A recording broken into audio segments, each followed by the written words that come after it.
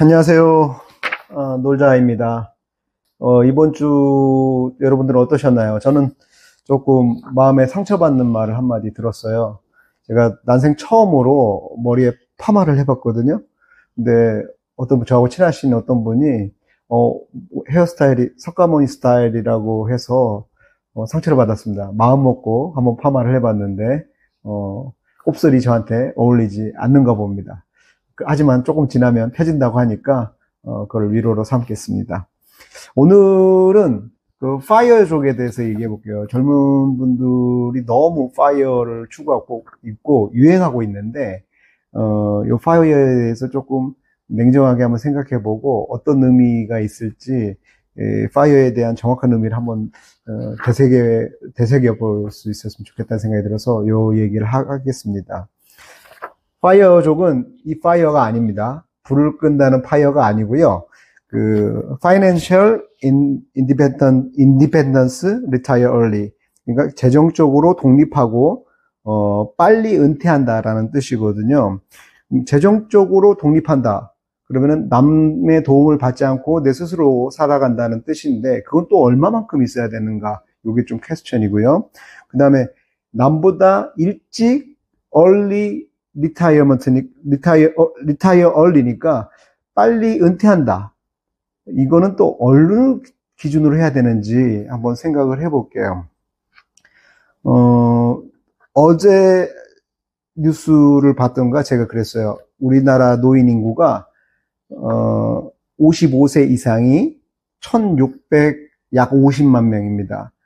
그 중에서 일을 하고 있는 노인의 인구는 1000만 명입니다. 거의 70대 초중반까지 일을 한다는 뜻이거든요. 노인들의 70%가 그렇게 일을 하고 있습니다. 그들의 대부분은 은퇴했을 텐데 은퇴 이후에도 생활비 그리고 자신의 계속된 경력이나 삶의 만족도를 위해서 일을 한다는 조사 결과입니다. 오늘 여기 오기 전에 점심시간에 한 방송국 국장님하고 얘기를 하는데 그분 자녀분이 직장 생활한 지 한 3년 됐다고 하더라고요. 3년 됐는데 아버지한테 그랬대요. 아버지 몇 년 근무했냐고 그러니까 30년 근무했다 그러니까 너무 놀라더래요. 어떻게 아버지 존경한다 그랬답니다. 그래서 야 30년이면 존경받는 아버지가 되는구나 이렇게 생각합니다. 지금 젊은이들은 30년이 엄청나게 긴 시간일 수 있습니다. 네, 그렇게 생각되고요. 그런데 30년이라는 의미도 지금 이 시대는 또 한 번 더 생각해 봐야 되지 않나 이런 생각이 드는데 차차 하나씩 짚어가겠습니다.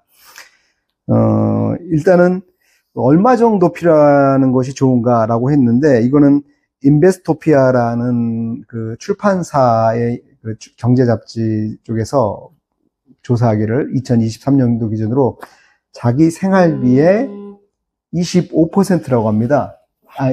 죄송합니다. 25배라고 합니다. 전화가 와가지고.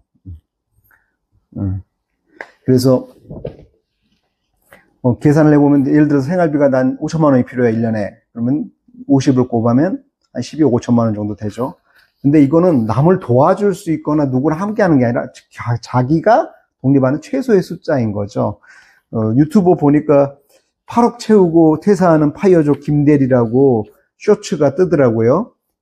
8억 가지고 힘들 수도 있는데 아주 기초일 텐데 좀 더 모아야 되지 않을까라는 생각이 저는 좀 들었습니다. 왜냐면은 그 25배라는 것도 가장 미니멈으로 기준으로 삼을 때 그렇다는 것입니다. 예를 들어서 가족이 있다면 어떨까요? 내가 책임질 사람이 있다면 혹은 뭐 살면서 변수가 너무 많잖아요. 너무 많은 변수들이 있는데 그때 안정감을 줄 수 있는 자산의 규모라는 거는 제가 볼 때는 전 또 밥을 또 많이 먹으니까 한 2배 이상은, 한 50배 이상은 돼야 되지 않을까라는 게 제 기본적인 생각입니다. 난 조금만 먹겠다. 나는 아주 그냥 성직자 같은 삶을 살겠다. 그러면 그보다 더 적어도 상관은 없을 겁니다. 제가 왜 서두르지 않아야 되냐, 파이어를. 이거는, 생각보다 우리 수명이 길어져서 그래요. 자료에 따르면 우리나라가 2040년에 평균 수명이 89세라고 합니다. 지금은 한 82, 3세 남자 여자가 좀 다른데 그 정도 수준을 알고 있는데 2040년에는 한 90세 정도 대충 90세 정도가 된다고 해요. 저는 그게 좀 잘못됐다라고 생각해요. 최근에 읽고 있는 책이 마침내 특이점이 시작된다는 레즈 커즈와일의 책인데 여기 보니까 우리가 노화 연구를 하시는 분이 우리가 지금 이 시대에 1000살이 될 수 있는 사람하고 같이 살고 있는 시대다라고 말을 하고 있거든요. 최근에 뉴스를 보면 노화 방지, 그 다음에 각종 신약들, 치매 관련된 약도 앞으로 5년 뒤면은 나올 수 있다라고 합니다. 특정 치매, 알츠하이머 쪽은. 그리고 각종 암들에 대한 그 정보, 여러 가지 의학적인 기술로 봤을 때 노화 방지 약도 나온다고 하잖아요. 그래서 그런 것들 보면은 90세가 아니라 120세 정도, 제 목표는 150살인데 150살 정도는 대부분이 살지 않을까라는 생각이 듭니다. 그러므로 꾸준하게 조금 더 일을 하는 것도 나쁘지 않겠다. 어차피 파이어가 되겠구나. 파이어라는 거는 다시 말씀드리지만 일을 하지 않는 거잖아요. 그리고 내가 원하는 일을 하는 건데 61세까지가 지금 현재 정년입니다. 그럼 61세 이전에 은퇴하는 것은 다 파이어라고 볼 수 있나요? 라고 물어보면 전 파이어라고 말씀드릴게요. 예. 그리고 그 이후에도 일을 하지 않아야 되겠죠. 경제적인 독립을 이뤘으니까. 만약에 한다 할지라도 자기가 원하거나 즐거워하는 일을 한다면 상관은 없겠습니다. 그래서 사람들은 정말로 길게 산다라는 말씀을 드리고요. 저희가 지금 우리나라에서도 연금에 대해서 3층의 포트폴리오를 구성하라고 합니다. 첫 번째는 국민연금, 그 다음에 퇴직연금, 개인연금 이렇게 구성해야지만이 노후가 편안하다 이런 말을 하게 되는데 저도 그 말에 매우 100% 동감합니다. 그래서 국민연금 최소 10년이죠. 최소 10년 이상 이렇게 납입을 해야 됩니다. 그게 길다면 긴 건데 우리가 150살까지 산다면 정말 짧게 있는 거거든요. 그 기준을 바꾸면요. 너무 힘들죠. 직장 생활이 너무 힘들어서 하루하루, 그 다음에 1년 1년이 너무 길게 느껴지는데 그렇게 길지 않습니다. 예, 생각보다 빨리 가고요. 저 같은 경우 한 18년 정도 직장 생활을 했어요. 대학교 4학년 때 시작해가지고 쉬는 시간 없이 바로 12월 달부터 입사해가지고 한 18년 정도, 만으로 하면 17년 6개월 정도? 그 정도를 회사 생활을 했습니다. 회사 생활의 장점이 뭐냐면요. 내가 혼자 있을 때보다 트렌드를 빨리 익힐 수 있다는 거예요. 그 다음에 많은 사람들과 만나기 때문에 정보도 더 많이 얻을 수 있다는 겁니다. 그거는 엄청난 장점이거든요. 앞으로 미래가 어떻게 될지 모르겠어요. 예를 들자면 1950년대 뭐 컴퓨터가 처음 나왔다고 하잖아요. ENIAC이라는 컴퓨터가 나왔는데 그때 당시만 하더라도 미래 사회가 바뀔 것이다. 정보화 혁명 때문에 정보 사회가 될 것이다 라고 했는데 어떤 직업이 나올지를 몰랐어요. 그때 앞으로는 유튜버가 나올 거야 라고 예언한 사람이 있었을까요? 없었습니다. 지금도 마찬가지거든요. AI 시대다 혹은 로봇 시대다 이렇게 자꾸 얘기를 하는데 그에 따라서 어떤 직업이 나올 것이냐 요거는 정말 예측하기가 힘든 겁니다. 마치 2차원의 개미가 2차원의 평면에 사는 어떤 생명체가 3차원을 예측하는 것처럼 정말 미래를 예측하기가 힘든 거죠. 그런데 그렇게 자꾸 변화하는 것 중에서 조직 생활을 하고 사회 생활을 한다는 것은, 일을 한다는 것은 내가 거기에 변화에 적응하도록 하는 작은 발걸음이거든요. 거기서 벗어나서 있다는 거는 조금 위험하지 않을까라는 생각도 들어요. 그래서 제가 볼 때는 일을 길게 하는 거 정말 좋다. 특히나 이제 우리나라 같은 경우는 이제 저성장 시대에 접어들었다고 전부 다 얘기를 하잖아요. 어떤 사람은 뭐 남미형으로 갈 것이다, 뭐 일본형으로 갈 것이다, 여러 가지 말은 많은데 공통적으로는 과거에 그 성장률이 없다는 뜻이죠. 경제 성장률이 없을 때는 조직 생활이 밖에 나와서 사업하는 것보다 낫습니다. 제 기억으로는 한 30%, 10명 중에 한 30%만 사업을 해서 실패하지 않는다고 해요. 성공한다는 게 아니라 실패하지 않는다. 70%는 문을 닫는다는 거죠. 그리고 아주 극소수가 성공을 합니다. 아주 극소수가. 나머지는 현상 유지도 힘들게 진행하고 있다는 겁니다. 그런 것들을 보면은, 앞으로 사업하기도 힘들 것 같고, 웬만한 경쟁력 아니고선 사업을 함부로 해서도 안 될 것 같고, 이런 생각이 들고요. 만약에 지금 여러분들이 조직 생활을 하고 있거나, 지금 어떤 일을 하고 있다면, 비 오는 날에 깻잎이 돌에 왜 붙어 있듯이 끝까지 쫙 하고 달라붙어 있고 끝까지 있는 것이 좀 더 도움이 되지 않겠느냐라는 게 제 생각입니다.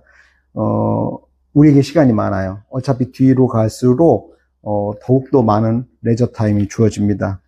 제가 놀자인데 놀면서 자산 불리기인데 일을 하자라고 하는데 약간의 좀 반대적인 생각이 아닌가 싶습니다. 그래도 어느 정도 시간은 최소한 저는 한 10년 이상, 최소한은 10년 이상은 어떤 직장 생활을 한다면 해야 되지 않는가라는 생각이 들고요. 그 이후에 그만두더라도 자산의 25배가 아니라 그 이상을 해 놔야지 조금 안정적이지 않을까라는 생각이 듭니다. 진짜 파이어의 조건은 제가 볼 때 경제적인 독립뿐만 아니라 하고 싶은 게 있어야 될 것 같아요. 하고 싶은 게 없으면은 상당히 사람이 힘이 빠지고 우울해집니다.